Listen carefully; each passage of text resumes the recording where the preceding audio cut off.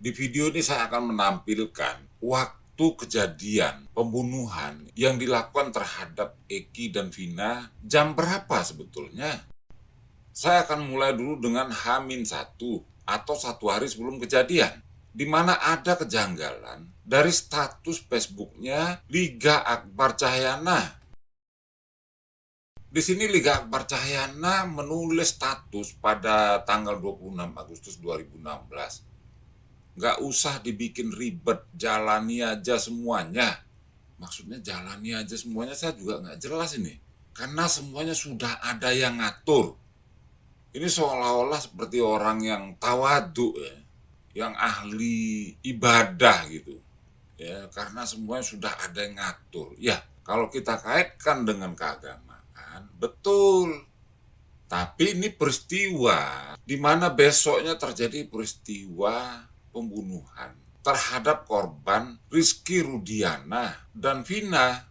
Jadi kira-kira saya baca, jangan dipusingin, semua sudah diatur seperti instruksi ini.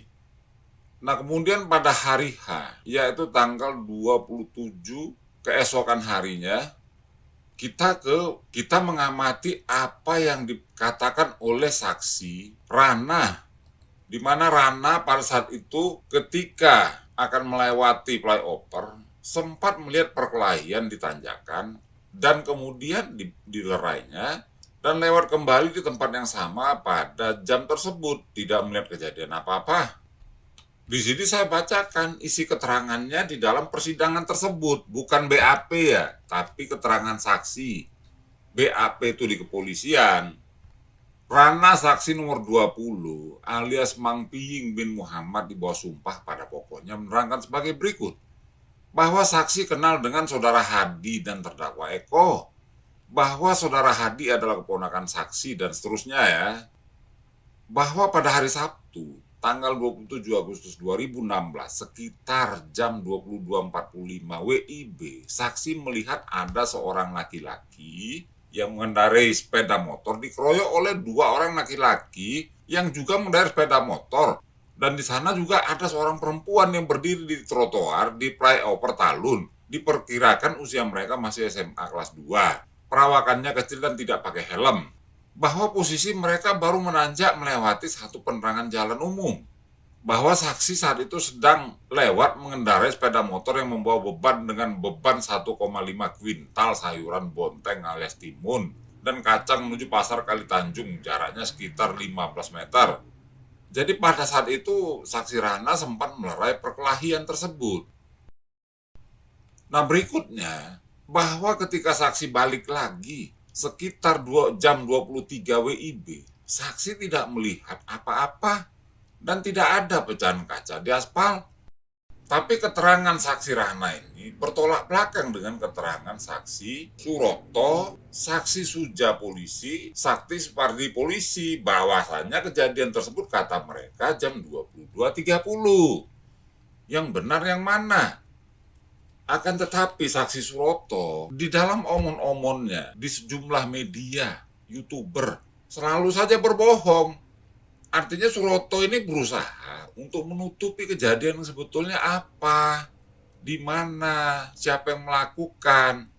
Oleh karena itu, kita menggunakan cara-cara yang lain dengan saksi-saksi yang lain. Nah, ini saya tampilkan Facebooknya Rian Fauzi alias Perong. Yang disebut, yang sering dipanggil Perong itu ini, Rian Fauzi ini. Rian Fauzi menulis status pada tanggal 27 Agustus 2016 pukul 23.48 alias jam 11.48 malam atau 12 menit sebelum jam 12 malam. Di sini dituliskannya Eki RDN, Tir itu menangis, air mata. Artinya dia menuliskan bahwasannya Eki Rudiana sudah mati pada tanggal 27 Agustus 2016 pukul 23.48. Tidak sesuai dengan keterangan Suroto yang mengatakan jam 10.30 atau 22.30. Nah, ini berkaitan waktu yang dikatakan oleh Rian Fauzi ini dengan keterangan saksi Dr. Rahmati Aranita, di mana saksi Dr. Rahmati Aranita mengeluarkan visum atas nama Eki Rudiana.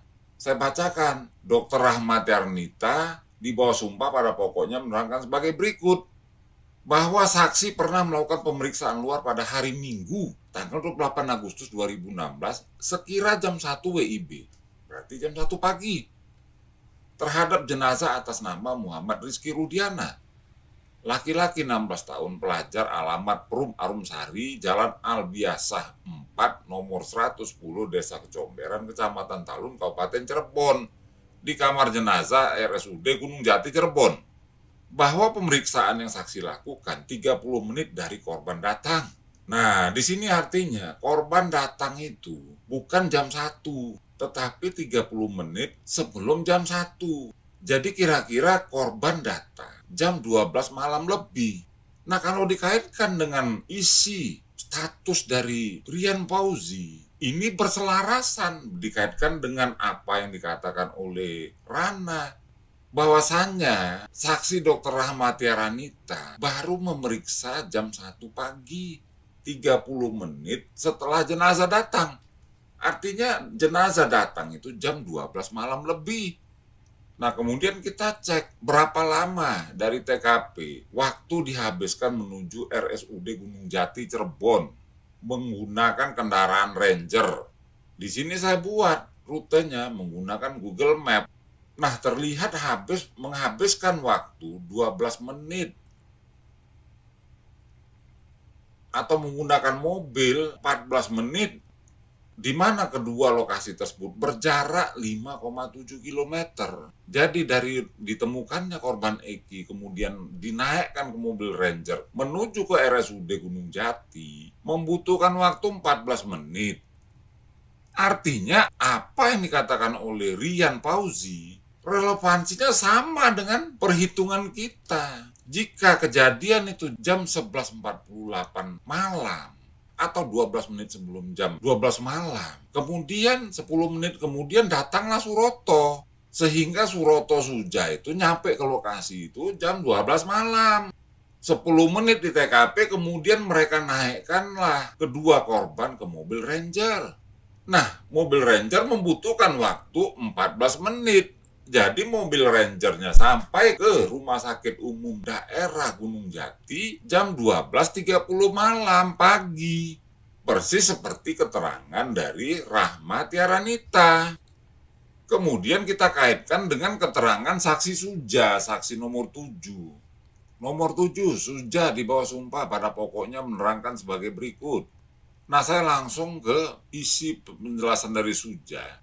Bahwa ketika di tempat kejadian perkara saksi tidak menemukan identitas para korban, hanya sebuah handphone warna putih yang ditemukan saksi Suroto, dan saksi juga tidak melihat adanya pecahan helm, gesekan ban, dan jejak rem. Bahwa saksi mendapatkan informasi dari warga di TKP kalau korban laki-laki adalah anak dari saksi Rudiana, sedangkan korban perempuan belum diketahui oleh saksi. Nah, kalau warga di TKP itu memberikan keterangan bahwa korban itu adalah anak dari Diana yang bernama Eki, siapa warga tersebut? Tentulah bukan warga setempat, toh. Artinya warga tersebut melihat peristiwa tersebut. Nah, ini yang perlu kita telusuri. Di mana Rian Fauzi mengatakan Eki meninggal pada jam 11.48 membuat status di Facebooknya. Artinya sebelum dia membuat status, Eki sudah meninggal. Berapa lama dia membuat status tersebut? Ya pastilah berdekatan dengan peristiwa matinya Eki. Nah, kemudian Suja menelpon ke Polres Kota Cirebon mengabarkan bahwa ada anak seorang anggota polisi meninggal dunia di flyover Talun. Nah, kalau kita kaitkan dengan keterangan Rudiana, yang adalah bapak kandung dari Rizky Rudiana, bahwa pada saat kejadian tersebut, saksi sedang berada di rumah dan saksi mengetahuinya setelah menerima telepon dari Aibtu Sulaiman, anggota Polri, dan menanyakan nama anak saksi. Dan setelah saksi jawab nama anak saksi tersebut, artinya kenapa Aibtu Sulaiman menanyakan nama anak saksi, toh? Karena memang di TKP sudah disebutkan ini namanya Eki, anak dari Rudiana. Artinya temannya Eki yang mengatakan tersebut di TKP. Kemudian Aibtu Sulaiman memberitahukan bahwa anak saksi tersebut sedang ada di RSUD Gunung Jati di kamar mayat. Sudah dipastikan mati toh. Yang selanjutnya saksi dengan keluarga langsung berangkat menuju ke kamar mayat Rumah Sakit Umum Daerah Gunung Jati. Nah, disinilah ada komunikasi antara Suja dan Sulaiman, kemudian dilanjutkan oleh Sulaiman ke Rudiana. Nah, jam berapa sebetulnya Rudiana ini mendapat kabar dari Aibtu Sulaiman? Di sini Rudiana tidak menjelaskan. Akan tetapi ini bisa kita ketahui dari keterangan saksi nomor 3 yang bernama Dodi Irwanto bin Durrahman, orang anggota polisi bawahannya Rudiana, menerangkan sebagai berikut. Bahwa saksi diajukan di persidangan kalau masalah meninggal anak rekan saksi bernama saudara Rudiana dan seterusnya juga. Nah, di sini bahwa kejadian tersebut terjadi pada hari Sabtu tanggal 27 Agustus 2016 sekira jam 20 di Jalan Perjuangan Kampung Situ Gangga di Majasem, tepatnya di depan SMP 11. Saksi mengetahui kejadian tersebut sekitar jam 24 WIB, lebih dari jam 12 malam, setelah mendapat informasi dari saudara Rudiana Kanit Narkoba Polresta Cirebon yang merupakan komandan saksi.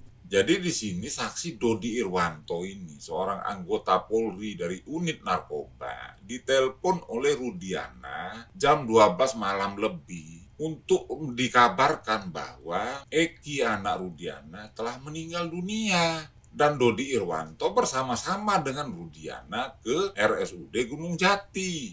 Nah, artinya Rudiana menerima telepon dari Aibtu Sulaiman tersebut jam 12 malam lebih. Setelah Aibtu Sulaiman dikabari oleh Suja. Nah, jelas ya. Kemudian kita membaca kesaksian Supardi, yaitu petugas kepala piket di Polsek Talun pada malam tersebut yang menuju ke TKP. Supardi di bawah sumpah pada pokoknya menerangkan sebagai berikut, bahwa saksi melihat posisi sepeda motor berada di depan korban perempuan, jarak korban dengan motor sekitar 10 meter. Bahwa kemudian saksi melaporkan kejadian tersebut ke piket Laka Lantas Polres Cirebon dan melaporkan kejadian tersebut ke piket patroli Polsek Talun. Jadi saksi Supardi menelpon ke piket Laka Lantas Polres Cirebon. Diterima oleh siapa? Diterima oleh Yudo Prasetyo. Seperti kesaksian Yudo Prasetyo berikut ini. Saksi nomor 18 Yudo Prasetyo sarjana hukum di bawah sumpah pada pokoknya menerangkan sebagai berikut, bahwa pada tanggal 27 Agustus 2014 malam saksi sedang piket. Lalu di dalam piket tersebut saksi mendapat telepon dari saksi Supardi dari Polsek Talun yang menginformasikan telah terjadi kecelakaan lalu lintas. Bahwa kemudian saksi bersama saksi Topik sekitar jam 1 pagi tanggal 28 ya menuju ke tempat kejadian perkara, namun di sana sudah tidak ada para korban. Jadi saksi Yudo Prasetyo ini menuju ke TKP, sampai di TKP jam 1 pagi tidak ditemukan lagi korban Eki maupun Vina. Sehingga saksi menuju Rumah Sakit Umum Gunung Jati dan bertemu dengan saksi Suja dan 4 orang lainnya yang membawa para korban ke rumah sakit. Nah, berapa lama saksi Yudo Prasetyo ini ditelepon, kemudian dia berangkat ke TKP dari Polresta Cirebon.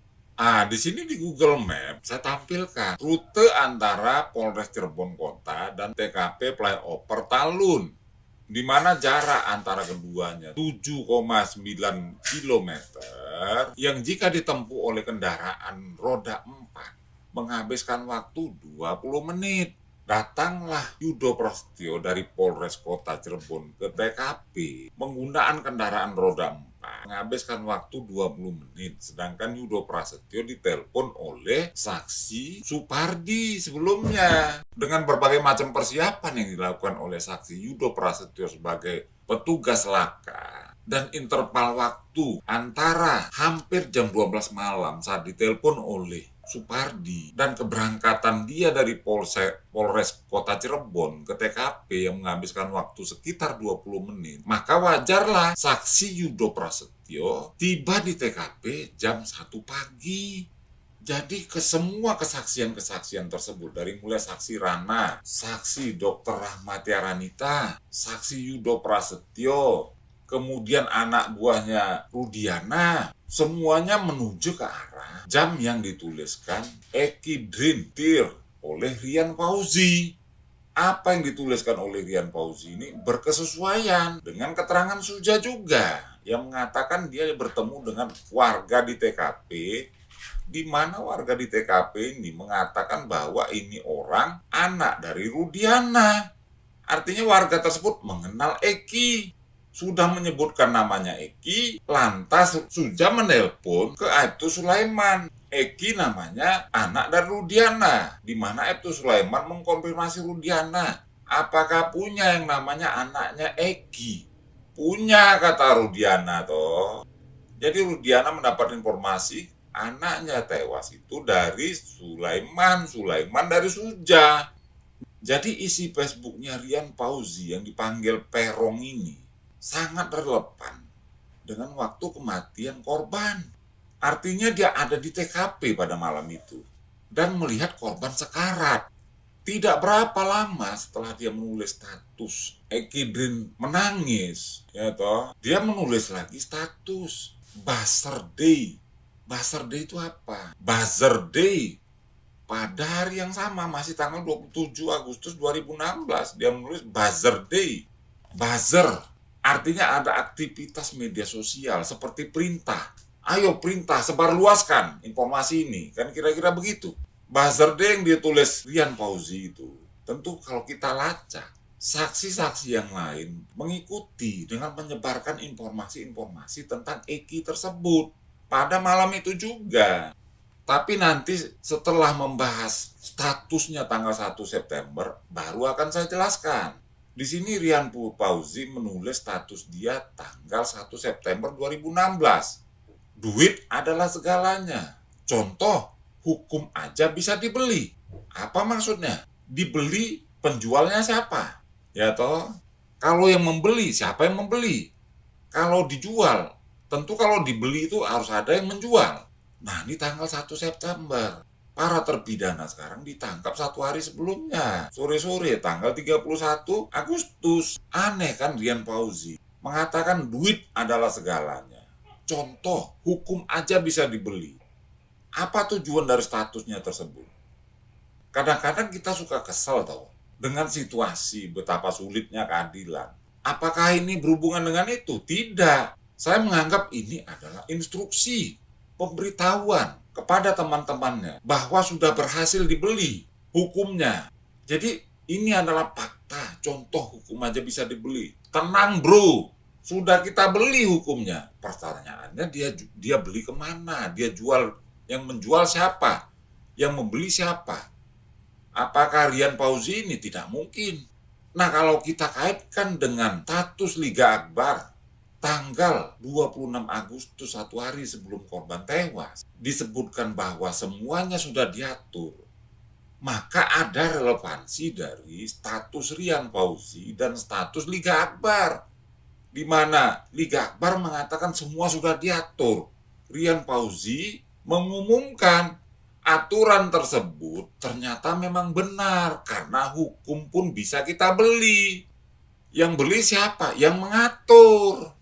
Jadi di sini statusnya Rian Fauzi tersebut, hukum sudah bisa dibeli. Ternyata fakta. Artinya terjadi pergantian pemain. Dari pemain lama yang mestinya diproses, menjadi pemain baru yang memang nggak tahu apa-apa. Orang-orang mengatakan Rian Fauzi itu bukan orang kaya. Ya bukanlah. Yang mengatur. Kata Liga Akbar ada yang mengatur. Nah, apakah yang mengatur ini benci sama Rudiana? Belum tentu. Apakah berhubungan dengan pejabat Cirebon? Belum tentu. Ini lebih kepada bandar narkoba. Memberikan efek jera atas sesuatu.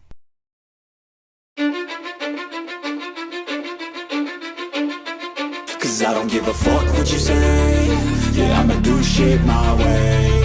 So you can go kick rocks, I'ma stack bricks up, build what I want to make. Yo, I got a lot of shit to say, so I'ma do this every day. I'll be writing things until I'm fucking buried in my grave. 6 feet deep under, but my body won't decay, cause my messages are timeless, so they'll put them on display. Oh yeah, I rap with a certainty, I have a sense of urgency, a message for eternity, for everyone internally. I had some people burning me, but now they fucking learn to see I ain't the one to fuck with. Now they looking nervously, and I don't really care what you think of me, respectfully. You can kick rocks if you think you're fucking better, see I will outwork you, turn you to an enemy. Hurt you so bad that you're gonna need some therapy. I got the motherfucking recipe, I've been cooking up hits, I'ma leave a legacy. You'll be looking small when you're standing right next to me. I'm 5'10", bitch, but I'm 10 feet. Cause I don't give a fuck what you say. Yeah, I'ma do shit my way. So you can go kick rocks, I'ma stack bricks up, build what I want to make. Cause I don't give a fuck what you say. Yeah, I'ma do shit my way. So you can go kick rocks, I'ma stack bricks up, build what I want to make. Yeah, I'ma do it my way.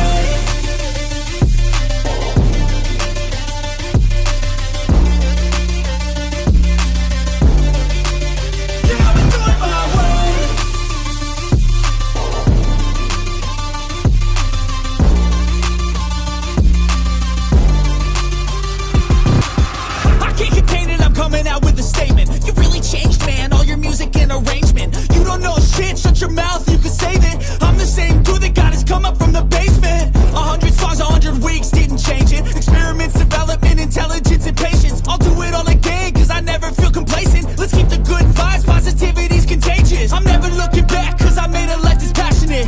A college graduate suppressing all his talents, yeah. He found a way to go and change, become an advocate for taking control of your life, go out and battle. And you think you have a dream, then act on it. Get after it, get out your head and fucking capture it. You got one life to master it. Don't give up on your future, we all start losers. We're all late bloomers, gotta struggle through the sewer. What you say? Yeah, I'ma do shit my way. So you can go kick rocks, I'ma stack bricks up, build what I want to make. Cause I don't give a fuck what you say. Yeah, I'ma do shit my way.